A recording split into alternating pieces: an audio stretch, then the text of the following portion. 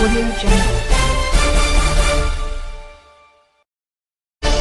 afternoon. Here is the national news from BGI TV Current. I am Morire Rabila Lawal. First are the major headlines.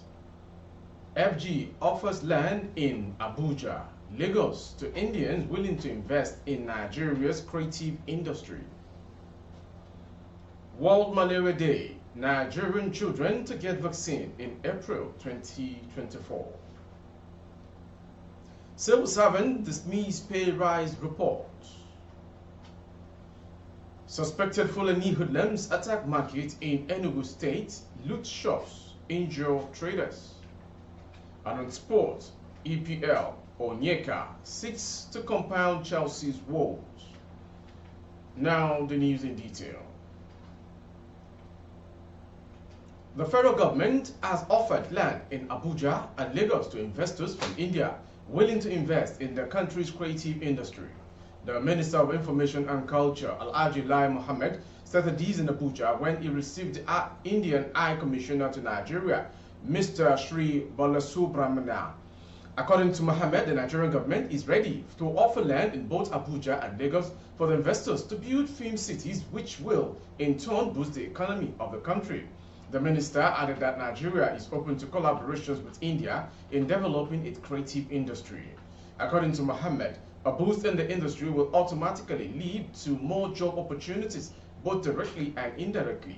The minister recalled that the two world's biggest movie industries, Bollywood and Nollywood, had teamed up to produce some movies, including Namaste Wahala. He added that the commercial bilateral relations between Nigeria and India dated back in 1958, and it had been very cordial. He assured the envoy that Nigeria would look into the two outstanding memorandum of understanding between both countries. Earlier, the representative from India said Nigeria and India had enjoyed cordial relations in different sectors, including the creative industry. He said that there was a lot for the two countries to do together in the sector, including joint productions and exchange of views and ideas. The envoy said India, being the current chairman of the G20, sought the participation of Nigeria in some meetings of the group, especially those relating to creative sector. To the next story. As malaria continues to pose grave danger globally, there are indications that reprieve may have come to way of Nigerian children as vaccine to prevent the deadly disease is expected in the country by April 2024. Minister of Health, Dr. Osage Ehaneri, who disclosed this yesterday, said already Nigeria has submitted an application to Gavi for the RTS malaria vaccine collaboration. The minister tested these at a press briefing in Abuja in commemoration of the 2023 World Malaria Day (WMD) with the theme "Time to Deliver Zero Malaria: Invest, Innovate, Implement," and the slogan is "Act Now." WMD is commemorated every 25th of April to raise awareness of the global effort to control and ultimately eradicate malaria.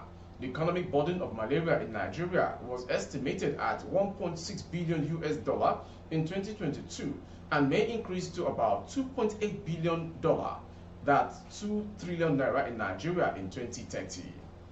And Harry was represented by Permanent Secretary, Federal Ministry of Health, Mamman Mahmouda, said, "Let me also inform you that the national program is working closely with the National Primary Health Care Development Agency and other relevant stakeholders in assessing and deploying the new malaria vaccine in a phased fashion subject to availability of needed quantity."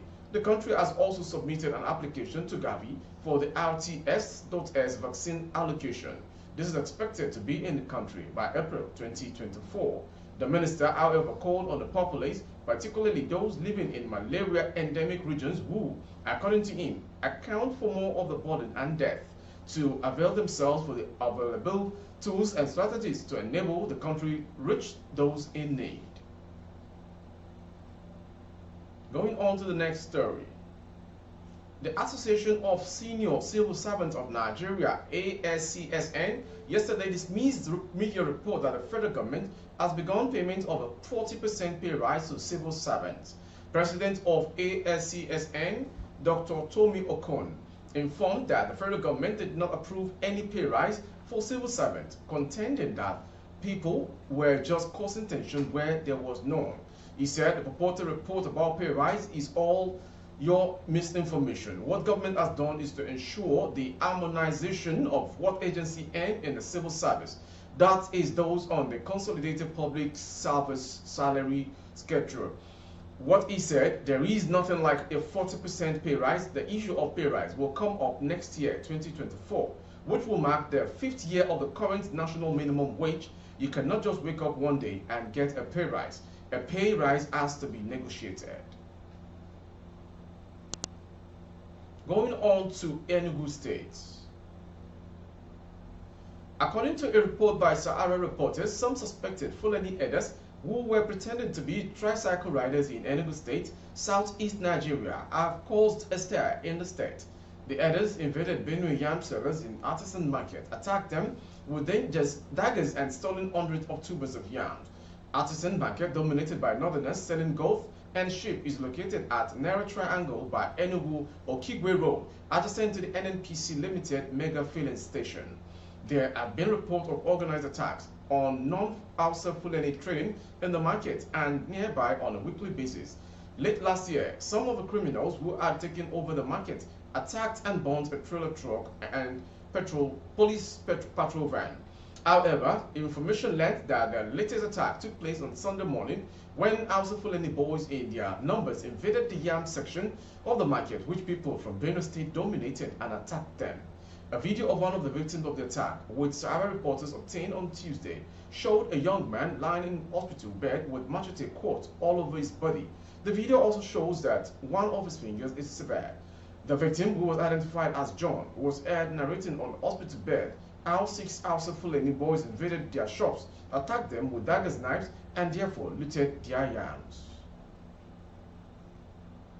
To end this national news is a sports story.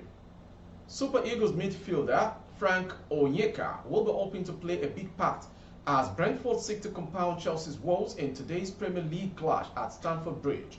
Having made 15 appearances in the league, the Nigerian international will be determined to make Brentford's starting lineup. Recall that Thomas Frank's men are still on course for their highest ever Premier League finish, and they can consolidate their place in the top half with a win over 11th place Chelsea, who sit 5 points further back at Steen's stand. Brentford head into Wednesday's fixtures having won only 3 of the last 16 top-flight away games this season, but they can be optimistic of success against Chelsea after securing a memorable 4-1 victory at Stamford Bridge last season. 4 games, 4 defeats, and just 1 goal scored. The impact that Chelsea's owners hoped Lampard's arrival would have is yet to bear fruits, and the West Londoners now have 7 Premier League fixtures remaining to salvage something positive from a calamitous 2022-2023 season. That ends the national news this hour from BGI TV Currents. Before we go, some major headlines. FG offers land in Abuja, Lagos to Indians willing to invest in Nigeria's creative industry. World Malaria Day, Nigerian children to get vaccine in April 2024. Civil servant dismiss pay rise report. Suspected Fulani hoodlums attack market in Enugu State, loot shops, injure traders. And on sport, Onyeka seeks to compound Chelsea's woes. For more updates of our broadcast on YouTube, the handle is BGI TV Current. Kindly subscribe and click on the notification bell. Select option all to access our broadcast. On Facebook, Bagede Imo with Alawiye Adebayo. Please like and follow the page. For advert placement of goods and services, coverage of events and functions, please dial the phone number streaming on your screen. Thank you for watching. I am Morire Rebila Lawal. Good afternoon. Audio Jungle.